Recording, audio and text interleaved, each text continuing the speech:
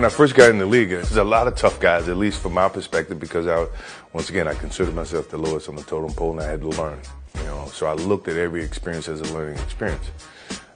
Physically, it was a much more physical game than what it is today. You couldn't walk across the lane without getting checked, or the screens, illegal screens, holding. You always had to pay a price. Be it if you were aggressive and you were a gun-ho guy and you go in with the understanding that I'm gonna get hit, I'm gonna pay the price, but that's a part of the game. I'm not gonna be afraid to go inside. Those are types of things that these kids don't even have a clue of how we had to grow up or how we had to play.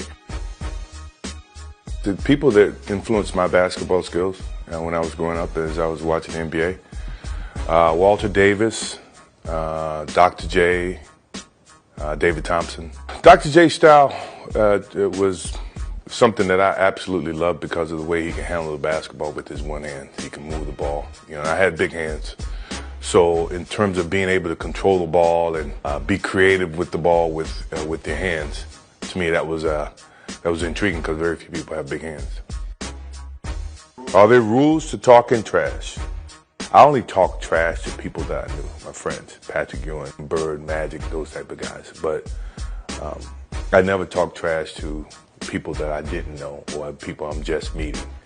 And if they did, my game always did my talking. I never say anything. So this can be something you probably could print. I'm playing in my camp against OJ梅奥. He was a top high school kid coming out, and I never met him first time. In front of my camp, he starts this thing about, you can't guard me, you can't do this. I got my campus here, so obviously I can't really go where I want to go because of all my camp. So I stop the camp, send the kids to bed. We go back to playing. And he starts his whole thing, that you can't guard me, you can't do this. And then finally I said, look, dude, you may be the best high school player, but I'm the best player in the world. So from this point on, it's a lesson. And from that point on, it was a lesson. He never won a game. I posted him up. I did everything. If I can ever show you that film, and if you can ever ask him that, ask him about the thing that happened at my camp. I don't consider that trash. I consider that fact. You call it trash. You got to be very competitive. I think a lot of my defense is because of my competitive nature, is that I don't want you to outscore me, or I don't want you to score a certain number of points on me. Gary Payton and I had an interesting competitive, he's supposed to be the glove. And the media made a little bit of a splash, and then the next thing you know, we're playing against him in 95-96 for the playoffs. And the whole thing was Jordan against the glove. I mean, he was good at defending, me to get the ball, but once I got the ball, I felt like I always had the advantage. So, it wasn't really a problem to me. He's a Hall of Famer now. I think he's very deserving of it, but we did have our battles. If I was in my prime, who would I want to play one-on-one with? That list is very long.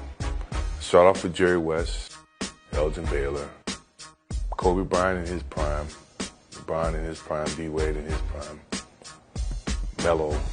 That's a good start. Yeah. I don't think I lose. Other than Kobe Bryant, because he steals all my moves.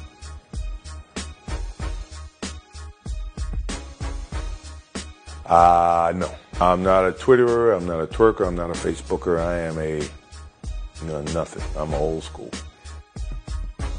What is twerking, by the way?